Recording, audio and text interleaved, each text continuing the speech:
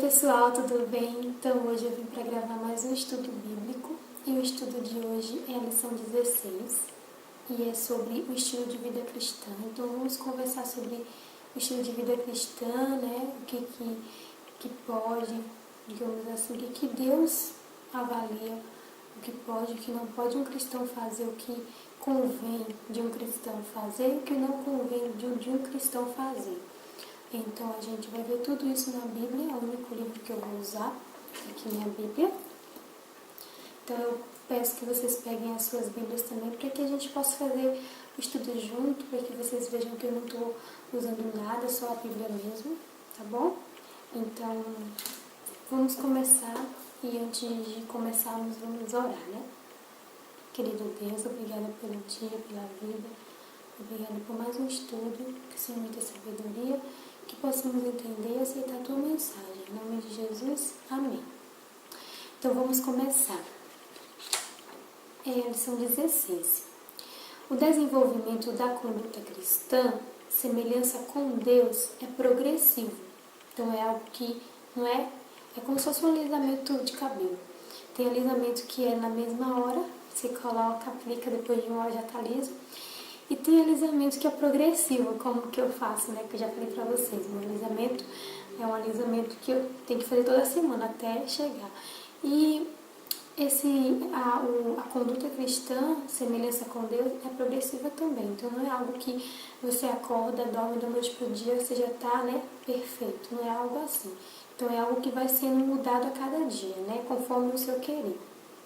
Envolvendo a união de toda uma vida com Cristo. Então envolve a comunhão, que é comunhão, é você separar tempo com Deus e você dedicar tempo a Ele para estudar a Bíblia, para orar, para fazer o bem, para ajudar as pessoas.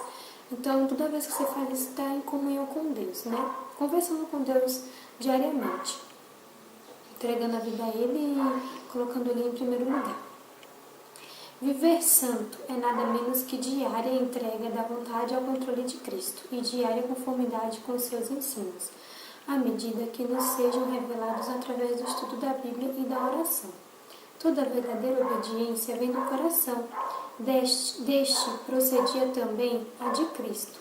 E se consentirmos, ele por tal forma se identificará com os nossos pensamentos e ideias. Dirigirá nosso coração e espírito em conformidade com o seu querer, que obedecendo-lhe não estaremos senão seguindo nossos próprios impulsos. Então, se a gente não obedece a Deus, a gente está seguindo os nossos próprios impulsos. A primeira pergunta. Esse estudo tem 11 questões, então eu vou fazer tudo para que ele fique muito longo, porque, né? Muita gente não gosta de vídeo muito longo, mas eu preciso, como eu sempre falo, eu preciso falar o que Deus mandar. Então, tenha paciência, tá bom? Vale a pena assistir esse vídeo, porque ele é muito interessante. É sobre Deus e tudo que vem de Deus é muito bom. Então, fique até o final, por favor. Primeira pergunta. Que mudança ocorre em nossa vida quando aceitamos a Jesus? Então, tem uma mudança que já é imediata, né? Não é progressiva, é uma mudança imediata. Que mudança é essa, Adri? Vamos ver em 2 Coríntios, capítulo 5, versículo 17.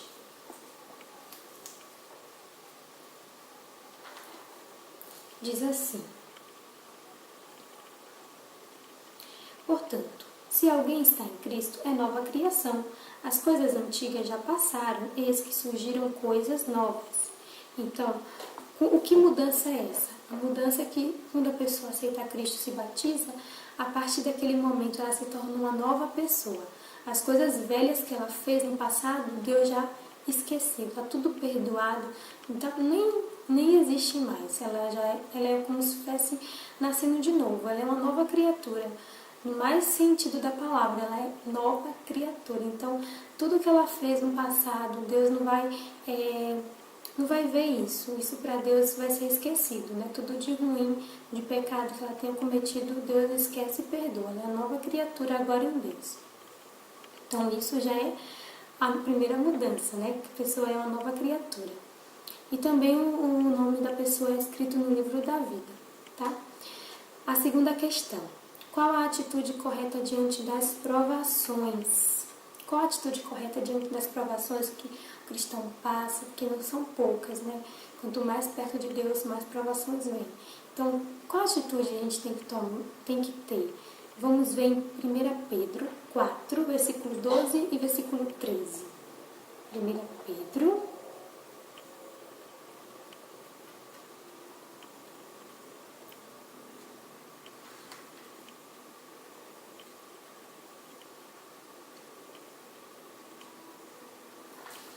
1 Pedro 4, versículo 12 e versículo 13. Diz assim: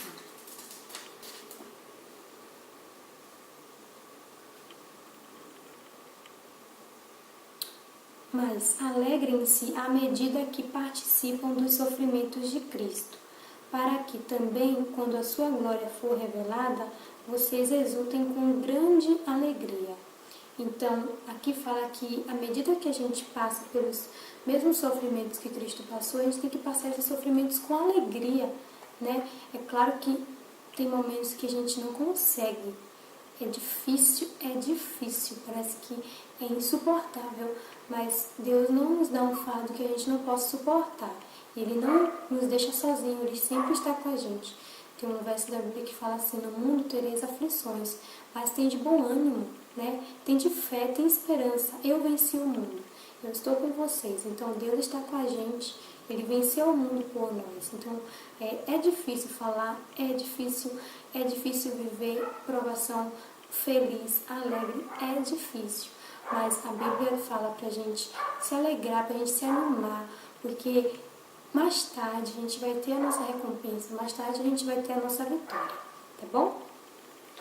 A terceira pergunta: como estabelecemos comunhão com Deus? Muita gente tem dúvida. Vamos ver em 1 Pedro 4, versículo 7. Então deixa sua Bíblia no mesmo lugar, só procura agora o versículo 7, tá? 1 Pedro 4, versículo 7 diz assim: o fim de todas as coisas está próximo, portanto, sejam criteriosos e estejam alertas, dediquem-se à oração. Então, como a gente estabelece comunhão com Deus? Através da oração. E o que é oração? Oração é nada mais do que você conversar com Deus, como se estivesse conversando com um amigo. Como eu estou falando com você, você vai falar com Deus. Tem muita gente que fala assim: ai, mas Deus é muito glorioso, Ele é muito poderoso, eu não tenho palavras para falar com Ele, não sei falar direito, sou muito humilde, assim, eu não tenho, assim, uma palavra culta para falar com Deus. Tem gente até que pensa assim, mas Deus, Ele é o Deus dos humildes também, principalmente. E para falar com Deus, não precisa escolher palavras bonitas. Deus não se alegra quando a gente só fica escolhendo palavras para fazer uma oração assim, sabe? Que não é de coração.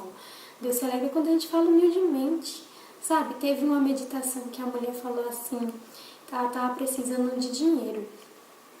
E na mais inocência dela, ela falou: Senhor, o Senhor, ela olhou para os pastos assim, falou: o Senhor é dono de todas essas vacas, todos esses bois. Vende um para mim e me ajuda, me dá o dinheiro que eu estou precisando. E ela estava precisando, passaram alguns dias e ela foi lá consultar a conta dela e apareceu assim um dinheiro assim que supriu todas as necessidades dela. E ela procurou saber, foi falar com o gerente e tudo mais. E o gerente falou que foi um dinheiro que ela tinha direito, que eles fizeram os cálculos errados e depois agora estava devolvendo. E eu fiquei assim: poxa, realmente Deus se alegra quando a gente conversa com Ele como se fosse uma criança. Sabe? Deus, você é rico, Deus. Eu tô precisando desse dinheiro, sabe? Deus, eu tô com vontade de comer isso, sabe? Você não também só para pedir, mas para conversar. Senhor, esse dia hoje foi ruim. Senhor, hoje foi muito bom. Não ficar assim escondendo nada de Deus, porque nem adianta, que Deus sabe tudo da gente. Então, não adianta assim você querer esconder. Então, conversa com Deus, fala com Ele como se fosse seu amigo, porque Ele quer ser seu amigo. Ele quer ser seu melhor amigo. E tenho certeza que quando você começar a conversar com Ele como se fosse um amigo, você não vai encontrar ninguém melhor que Deus para ser seu amigo. Porque Ele não joga as coisas na sua cara, Ele não esquece de você, Ele não está ocupado para te atender, entendeu? Por mais que Ele tenha todos nós, Ele não é, o poder de Deus não é limitado. Às vezes a gente fala assim, poxa Deus, eu queria te pedir isso, mas tem tanta gente precisando mais do que eu. E essa oração humilde que a gente faz, a gente acaba não percebendo que Deus, Ele não é um Deus assim, tipo, que tem pouco poder e que aquele poder que Ele tem, Ele vai disponibilizar para as pessoas que são mais carentes. Ele não é esse Deus. Ele é um Deus poderoso, ilimitado, não tem limites. Então, tudo que você precisar, conversa com Ele, entregue nas mãos dele, que eu tenho certeza que a sua vida vai tomar um rumo diferente. Tenho certeza. Tá bom? Vamos, então, essa é a comunhão com Deus, é você conversar. E quando você ter essa comunhão, essa amizade com Ele, você não vai mais conseguir mais acordar assim e não buscar Ele, porque você vai sentir necessidade, como de escovar os dentes, sabe? Tomar café, você não vai mais querer sair sem conversar com Ele. Agora vamos para a questão 4. Que dia é dedicado à adoração a Deus? Existe um dia na semana que Deus separou para a gente adorar Ele o dia inteiro. Por que, Dri? Porque na semana, normalmente, temos trabalho, temos estudos, temos várias coisas que a gente faz, temos que cuidar dos nossos filhos, temos que levar para o colégio, temos que fazer tantas coisas que a gente não tem aquele dia inteirinho para dedicar a Deus. Então Deus, pensando nisso, Ele separou um dia para que a gente pudesse descansar das nossas preocupações, dos nossos trabalhos, de tudo que atormenta a nossa cabeça durante a semana, sabe? Que não deixa a gente em paz, que angustia com o nosso coração. Então Deus separou esse dia também para a gente adorar Ele e ficar o dia inteiro com Ele e ajudando as pessoas carentes, que é a mesma coisa de ajudar Deus, porque Deus fala que quando a gente faz a um pequenino, a gente está fazendo a Ele, né? Então, assim, principalmente quando eu ajudo alguém, eu me sinto muito perto de Deus, é como se eu estivesse fazendo para Deus. Então, isso também é muito importante. Então, Deus separou esse dia. Vamos então descobrir que dia é esse?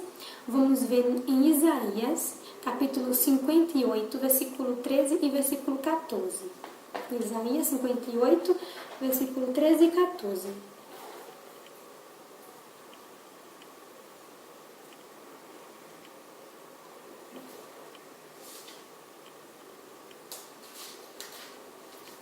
Então vamos ver Isaías 58, versículo 13 e 14. Diz assim: Se você vigiar seus pés para não profanar o sábado e para não fazer o que bem quiser em meu santo dia, se você chamar delícia o sábado e honroso o santo dia do Senhor, e se honrá-lo, deixando de seguir seu próprio caminho, de fazer o que bem quiser e de falar futilidades, então você terá no Senhor a sua alegria, e eu farei com que você cavalgue nos altos da terra e se banqueteie com a herança de Jacó, seu pai. É o Senhor quem fala. Olha só que lindo. Então, o sábado, ele não é só um dia para a gente descansar, mas é um dia para a gente santificar. Porque Deus fala aqui que a gente não pode nem falar futilidades, né? Coisas que a gente, dos nossos próprios interesses, né? Então, tipo, falar de trabalho, falar de compras, falar de coisas que envolvem a gente. A gente tem que separar realmente esse dia para Deus, para as coisas santas. Então, o sábado é muito mais que um dia para ser guardado, é um dia para ser santificado, né? Então, isso é muito importante também. Então, não só que aí fala assim, mas eu tenho que adorar a Deus no sábado. Não. Você vai acordar de manhã todos os dias, buscar a Deus, né? Aí, no final do dia, no pôr do sol, vai buscar Deus de novo, agradecer a Ele. Aí, no final da noite, vai também orar.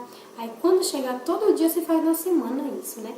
Quando chegar no sábado, você vai guardar... eu fiz um estudo só do sábado, então, se quiser acompanhar lá, eu vou deixar o link aqui embaixo e fica mais fácil para vocês. Aí, quando chegar no sábado, você vai guardar esse dia, tirar só para Deus, esquecer tudo, seu trabalho, tudo.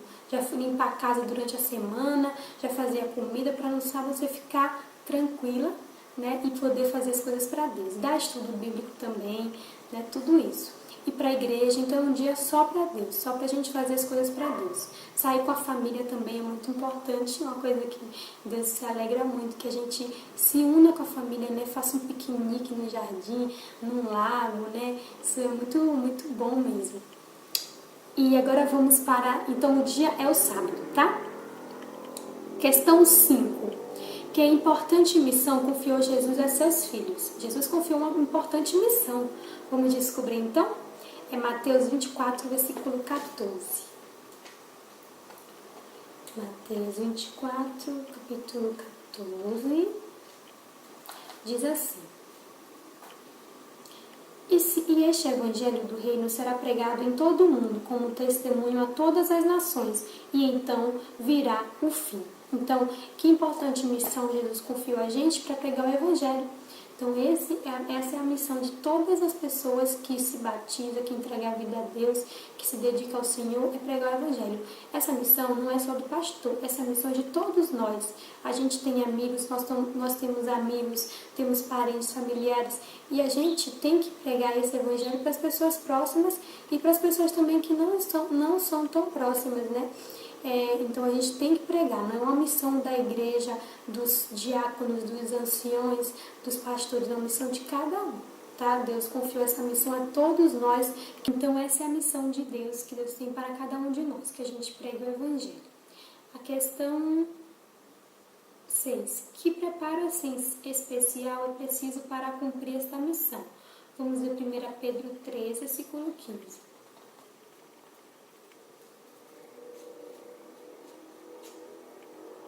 3, versículo 15, diz assim: Antes, santifiquem Cristo como Senhor em seu coração. Estejam sempre preparados para responder a qualquer pessoa que lhes pedir a razão da esperança que há em vocês. Então, que preparo especial é preciso para cumprir esta missão? Se santificar em Cristo, né? Deixa eu arrumar a câmera. É você se santificar em Cristo, dedicar a sua vida a Ele, né? Tudo que você for fazer, pensar, comer, tudo para a obra de Deus, tá bom? Vamos para a questão 7. Existem líderes espirituais para orientar no cumprimento da missão? 1 Tessalonicenses, capítulo 5, versículo 12. Tessalonicenses para trás. Tessalonicenses 5, 12, diz assim: Agora lhes pedimos, irmãos, que tenham consideração para os que se esforçam no trabalho entre vocês, que os lideram no Senhor e os aconselham. Então, existem líderes? Sim, tá bom? Vou falar aqui os líderes que tem. Tem os pastores, anciões e os líderes da igreja mesmo, tá? Que são outros cargos. Vamos ver a questão 8. Quem é o nosso guia supremo?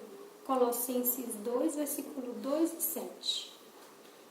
Colossenses 2, versículo 6 e 7 diz assim: Portanto, assim como vocês receberam Cristo Jesus, o Senhor, continuem a viver nele, enraizados e edificados nele, firmados na fé, como foram ensinados, transbordando de gratidão. Então, quem é o nosso guia supremo? Jesus. Então, Jesus é o nosso guia supremo. E vamos ver agora a questão 9. Que princípio básico deve dirigir a vida do cristão? Vamos ver 1 Coríntios 10. 1 Coríntios 10, 31. 10, 31 diz assim: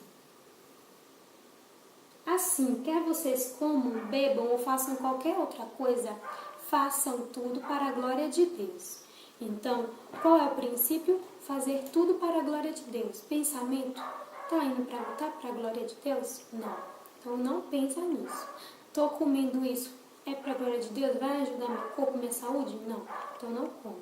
Então, tudo que a gente for fazer para a glória de Deus. Porque, então, o texto fala assim: já não vivo eu, mas Cristo vive em mim. Então, a gente tem que viver para Cristo, tem que se dedicar a Cristo. Não que a gente não vá mais ser a gente, ser quem a gente é, mas fazer tudo para agradar a Deus, entenderam? Acho que sim. Vamos ver agora a questão 10. Que carnes Deus não recomenda para a alimentação? Levítico 11, 3 a 20. Bom, meninas, a minha câmera tá muito eu tenho pouco tempo para gravar e esse texto é muito grande, então eu vou deixar aqui para vocês lerem, mas eu vou falar quais são os animais, tá? Não vou ler ele todo. É Levítico 11, de 13 a 20. Aqui fala dos alimentos que Deus fala que a gente recomenda para a gente comer e os que ele considera impuro, que é aqui, ó, 11, 13 a 20, fala assim: qualquer animal que tem casco fendido e dividido em duas zonas e que rumina. Então, se o animal tem casco fendido e não rumina, então ele não é limpo, ele tem que fazer as duas coisas. Das criaturas que vivem, esses são da terra, das criaturas agora que vivem no mar, tem que ter escama e barbatana, se não tiver também é impuro. Vamos ver agora a questão 11. Por que não convém usarmos bebidas alcoólicas, fumo, café e outras bebidas estimulantes, né? Vamos ver em 1 Coríntios 3, versículo 16 e versículo 17. Diz assim: vocês não sabem que são o santuário de Deus e que o Espírito de Deus habita em vocês? Se alguém destruir o santuário de Deus o destruirá, pois o santuário de Deus, que são vocês, é sagrado. Então, por que a gente não pode tomar essas bebidas que são estimulantes? Porque destrói o templo de Deus. E Deus fala que se alguém destruir o seu templo, Deus também vai destruí-lo. Então, a gente tem que cuidar do nosso templo, porque o nosso corpo é o templo do Espírito Santo. É o lugar onde o Espírito Santo habita. Então, é um lugar sagrado. Então, a gente tem que cuidar dele, né? E também tem uma coisa muito importante, que é quando a gente não está se alimentando adequadamente, a nossa comunhão com Deus é afetada, porque a alimentação, ela afeta muito nessa questão, né, de pensar, de falar, afeta muito, porque às vezes a gente fica com digestão, a gente não tem vontade de falar. Eu não sei explicar, porque eu não sou médica, tá? Eu só sei dizer que a alimentação inadequada prejudica a nossa comunhão com Deus. Isso é fato. Podem procurar, que tenho certeza que vai ter alguém melhor para explicar do que eu, mas que prejudica, tá? Agora, aqui o cristão e a saúde. Como cristãos, preocupamos-nos tanto com os aspectos físicos quanto espirituais de nossa vida. Portanto, ambos devem ser irrepreensíveis. Deus considera nosso corpo um templo. Qualquer atentado contra a saúde do corpo é um grave pecado perante Deus. Quem abrevia sua vida por descuido das leis da natureza está roubando a Deus. Então, o nosso corpo é o templo do Espírito Santo, a gente tem que cuidar, tá bom? A questão 12. Como deve ser a aparência pessoal do cristão? 1 Timóteo 2, versículo 9 e versículo 10. E eu estou correndo para a câmera não parar. 1 Timóteo 2, porque eu falo muito e o vídeo fica longo. Vamos ver. Da mesma forma, quero que as mulheres se vistam modestamente, com decência e discrição, não se adornando com tranças e com ouro, nem com pérolas ou com roupas caras, mas com boas obras, como convém às mulheres que declaram adorar a Deus. Então a gente tem que se vestir, não é que a gente não vai se vestir bonito, não vai ficar usando roupa bonita, não é nada disso.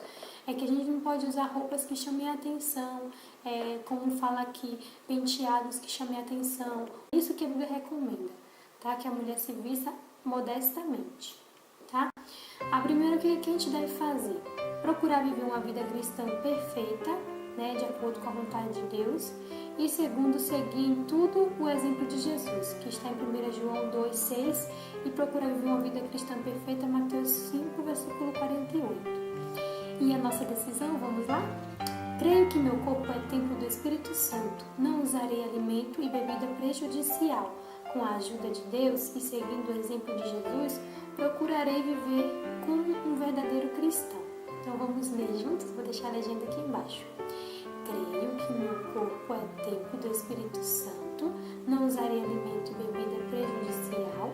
Com a ajuda de Deus e seguindo o exemplo de Jesus, procurarei viver como um verdadeiro cristão. Então Então vamos orar agora. Eu fico muito feliz porque conseguir gravar é difícil, meninas, gravar. Eu vou te contar, é difícil, viu? Gravar estudo bíblico é difícil. Mas graças a Deus hoje deu tudo certo. Então vamos orar? Querido Deus, obrigada por tudo, obrigada por ter dado certo o estudo, que o Senhor toque em cada coração, Pai, que as pessoas possam aceitar a Tua mensagem no coração e praticar. Em nome de Jesus, amém.